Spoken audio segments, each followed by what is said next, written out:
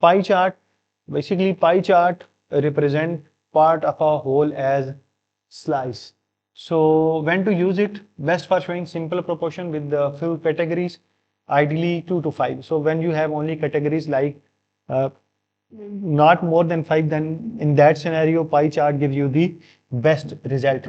So under what scenarios you have to use pie chart? So basically we use pie chart displaying market shares by few competitors or budget allocation by major categories. For example, show revenue distribution by top 3 to 4 products. So if you are selling 5 products and you want to see that out of those 5 products, which product is giving you the best sales. So in that scenario, pie chart is the best option to use and show that out of these 5 products, which product is giving you the best sales.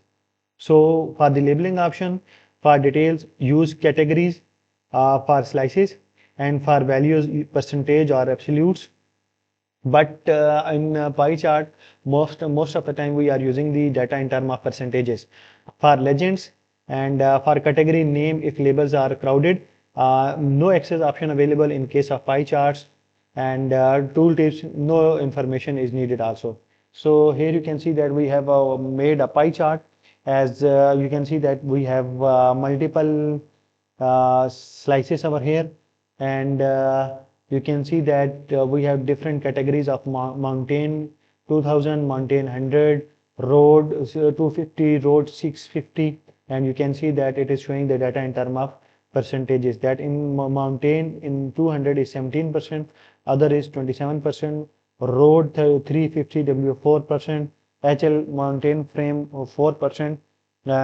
So this is how you can use the pie chart. Similarly, if you have 5 products and if you want to see that how a single product is giving you the best sale, so the largest area with the largest percentage tell you that out of these 5 products, this particular product is giving you the best sale.